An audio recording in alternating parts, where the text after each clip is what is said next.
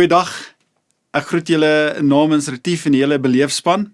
My naam is Heinie Berner, ek is 'n predikant hier in die suide van Johannesburg en dit is my voorreg om beleef as my vriende te mag sien. Nou, dis my voorreg om met julle die woord van die Here vanoggend te deel. Kom ons bid net voor ons begin. Vader, dit is vir ons so 'n voorreg om op hierdie dag te dink aan u seun Jesus en wat hy vir ons kom doen het en die impak wat dit op ons lewens het. Mag ons opnuut bewus wees van die feit dat u ons geweldig lief het, dat die liefde so groot is, dat u self u seun vir ons gegee het. Here Jesus, dankie dat u ons so lief gehad het, dat u u Vader gehoorsaam het. Mag dit wat u vir ons kom doen het, nuwe lewe in ons kom skep vandag. En dit vra ek in Jesus se wonderlike naam. Amen. Nou julle, hoekom is ons hier vandag? Ons is hier vandag want ons kom vier Goeie Vrydag. En vir die van ons wat die verhaal ken, klink dit amper vreemd. Hoekom noem ons dit goed? Want wat het op hierdie dag gebeur? Jesus, die onskuldige, is geslaan. Hy is bespot, hy is verneder, hy is gekruisig en tog noem ons dit goed. En hoekom? Omdat wat vir die wêreld soos 'n tragedie lyk, in God se plan die grootste oorwinning geword het. Wat soos verlies gelyk het, het redding geword. En wat soos pyn gelyk het, het genesing geword. Wat soos die einde gelyk het, het die begin geword. Goeie Vrydag is nie net die dag waarop Jesus vir ons sondes betaal het nie. Dit is ook die dag waarop hy gemaak het dat sonde sy mag oor ons verloor. En ek dink dis belangrik om te verstaan vandag. Hierdie was nie 'n plan wat God opgemaak het toe die dinge skeef geloop het nie. Dit was nog altyd sy plan. In Efesiërs 1 vers 3 in die Message vertaling staan daar, Long before he laid down earth's foundation, he had us in mind, has settled on us as the objects of his love, to be made whole and holy by his love. God het jou in gedagte gehad. God het besluit om jou lief te hê en God het besluit om iets met jou te doen, om jou heel en heilig te maak. En hoe doen hy dit? Deur jou lief te hê. En hierdie Goeie Vrydag wil ek graag met jou gesels oor een van die diep en mooi maniere hoe God sy liefde aan ons bewys, deur jou te vergewe.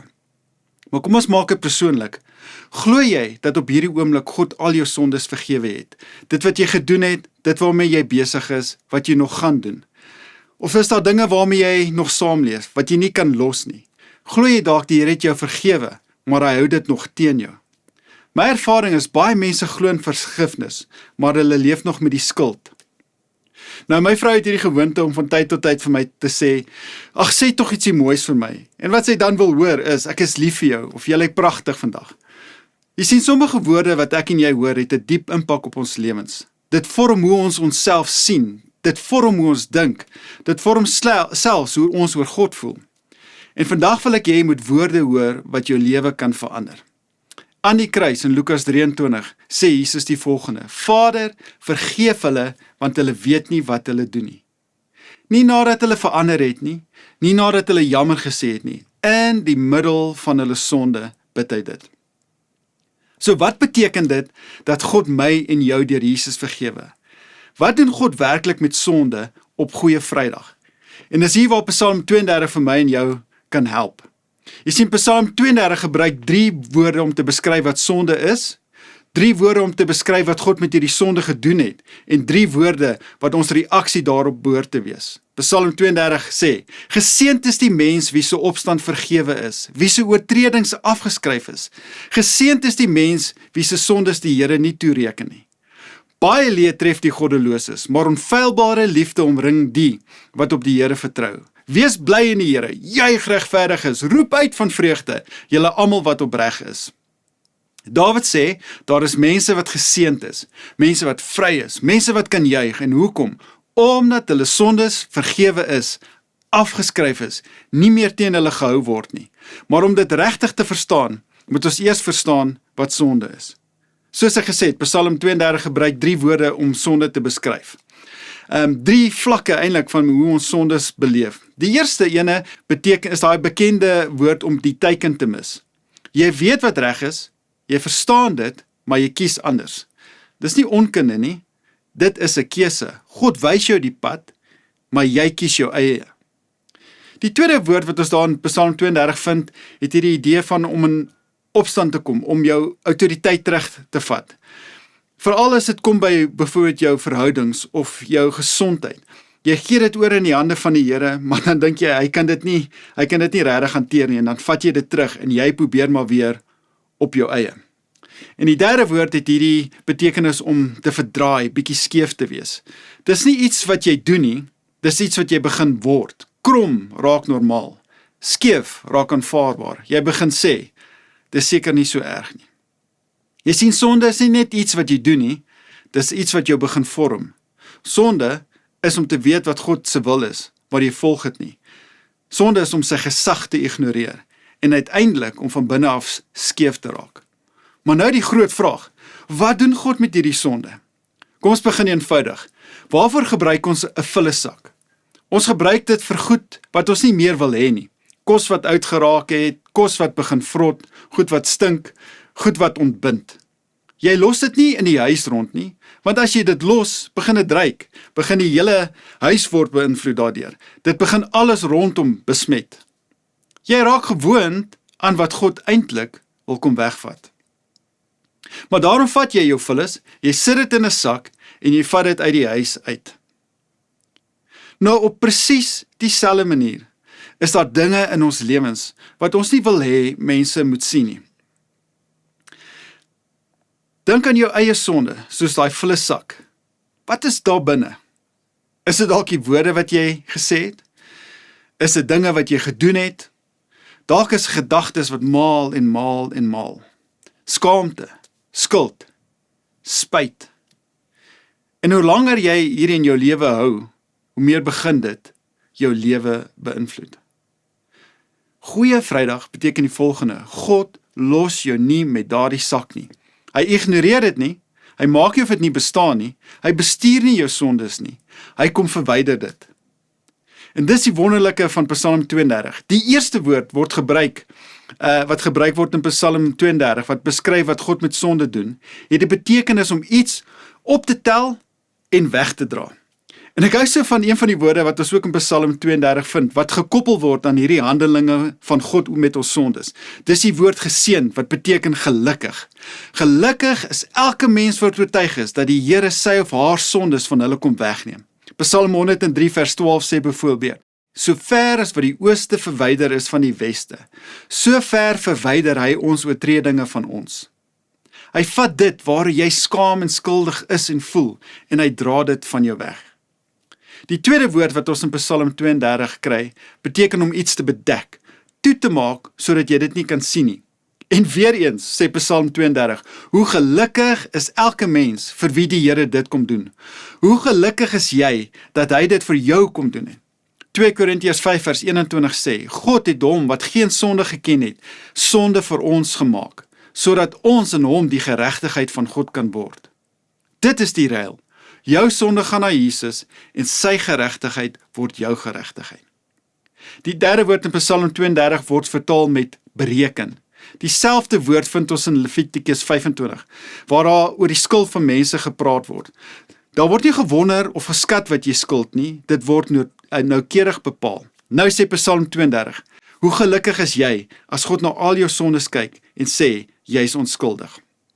Kolossense 2 vers 13 tot 14 sê hierdie geweldige woorde.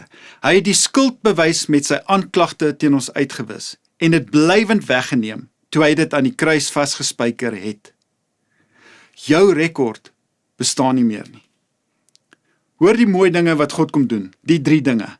Hy vat jou sondes en hy dra dit weg van jou af. Hy kom bedek dit sodat jy dit nie meer herken nie. En hy bereken presies wat jy skuld en hy kom skryf dit af.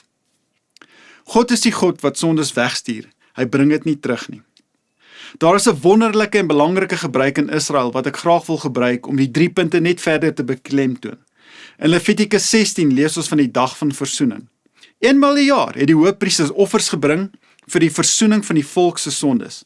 Op daardie dag word 2 bokke gekies.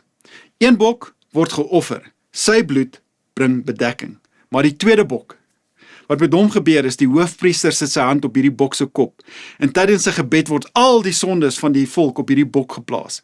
Dit is die spreekwoordelike sondebok. En dan gebeur daar iets baie belangriks. Nog 'n persoon word gekies om hierdie bok in die woestyn in te vat, na 'n plek ver van die kamp, waar hy nie kan terugkom nie. Die bok was eintlik gewoonlik van 'n kraans af afgestoot om dood te gaan. En hoekom? Want niemand wil hê dat die middag daai bok met al die sondes van die volk weer terug in die kamp moet kom inloop nie. Dit is 'n prentjie van wat God met ons doen. Hy bedek ons met sy bloed en hy vat hierdie sondes weg van ons af. Maar al hierdie dinge is maar net 'n skadubeeld, soos die Nuwe Testament sê, 'n prentjie van wat Jesus sou kom doen. In die boek van Hebreërs lees ons van God se finale eenmalige offer, Jesus. Anders as die offers in die Ou Testament wat net die uiterlike kon reinig en oor gebring moes word, het Jesus 'n eenmalige offer vir ons gebring en so die regmatige aanklag van sonde op ons gebreek. Hebreërs 9 vers 26 sê, Christus het maar eenmaal gekom toe die tyd daarvoor ryp was. Toe het hy homself vir God geoffer en so klaar gespeel met al ons sondes. In Hebreërs 10 vers 11 tot 12 staan daar, hierdie wonderlike waarheid oor Jesus se offer vir ons sondes. Die priesters sloof hulle elke dag met dieselfde ou offers af. Maar Christus het net een enkele offer gebring en dit was genoeg vir altyd. Daarna het hy op die ereplek by God gaan sit. Hy het gaan sit. Julle sien, daar was geen stoele in die tempel gewees nie, want die werk was nooit klaar nie. Elke dag, elke jaar, weer en weer offers. Maar toe Jesus kom, toe bring hy een offer, vir altyd, en toe het hy gaan sit, want dit is klaar. As Jesus gaan sit, beteken dit jy hoef nie meer te werk vir jou vergifnis nie. Daar is geen offer wat jy kan bring om hom te oortuig om jou te vergewe nie. Nie jou goeie werke nie jou toewyding nie jou pogings om beter te wees nie, en selfs nie is jou sonde belydenis oortuig om jou te vergewe nie. Hy doen dit omdat hy jou liefhet in Christus.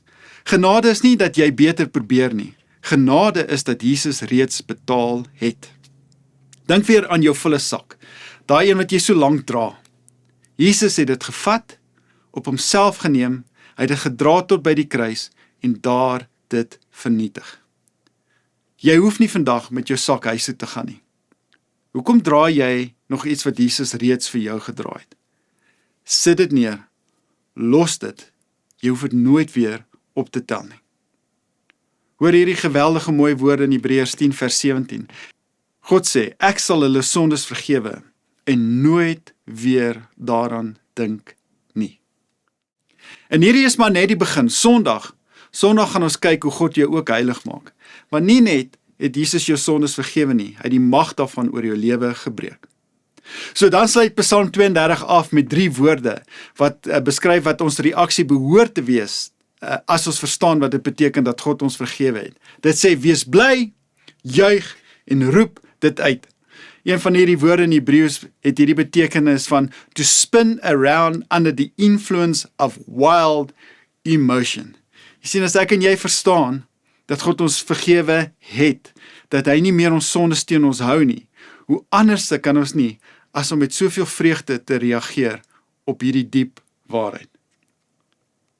So wanneer jy besef, jy is nie meer vasgevang nie, jy is nie meer gebind nie, jy word nie meer gedefinieer deur jou sonde en jou verlede nie, dan kan jy nie anderste as om bly te wees nie. Kom verklaar saam met my op hierdie goeie Vrydag die volgende. Ek is vergewe, ek is vry, Jesus het my heel gemaak. Ons sê dit weer, ek is vergewe, ek is vry, Jesus het my heel gemaak. Ek wil vandag jou ook kom uitnooi, as jy dit nog nie gedoen het nie, om nagmaal te gebruik. As dit moontlik is, om dit saam met ander mense te gebruik, maar as dit nie is nie en jy is op jou eie, mag die nagmaal jou weer eens vandag kom herinner, dat God 'n volmaakte werk vir ons kom doen het. Mag die brood jou herinner, dat God sy liggaam vir jou gegee het, gebreek het, sodat daar genesing vir jou kan wees. Mag die druiwesap of die wyn jou herinner aan 'n nuwe verbond wat met jou gemaak is. Dat God regtig jou sondes kom vergewe het en dat hy niks teen jou hou nie. En vir jou wie dalk sit met 'n swaarheid, want jy voel sonde het jou regtig kom eintlik knak, dit het jou so ver van God verwyder. Mag die nagmaal jou herinner, as jy dit gebruik en jy dit proe, mag dit jou herinner dat God het naby jou gekom en dat niks, absoluut niks, jou kan skei van hom nie. In Romeine 8, in daai selfde Message vertaling, is hierdie verskriklike mooi woorde wat sê, not even the worst sin listed in Scripture can keep God's love away from you and me. Mag jy ervaar dat God jou heel maak, heilig maak, deur sy liefde. Kom ons bid saam. Vader, dankie vir die volmaakte werk wat Jesus kom doen het. Dankie dat daar niks is wat ons hoef toe te voeg om U te oortuig om ons te vergewe nie. Mag hierdie vergifnis wat U vir ons kom gee het, mag dit ons vreugde bring, mag dit ons blydskap bring, maar meer as enigiets anderste, mag dit ons oortuig om U met vryheid en met oortuiging te volg en lief te hê. En dit kom vra ek in Jesus se wonderlike naam. Amen. Weerens wil ek net dankie sê dat julle ingeskakel het en namens die hele beleefspan mag die Paasnaweek vir julle 'n besonderse belewenis wees.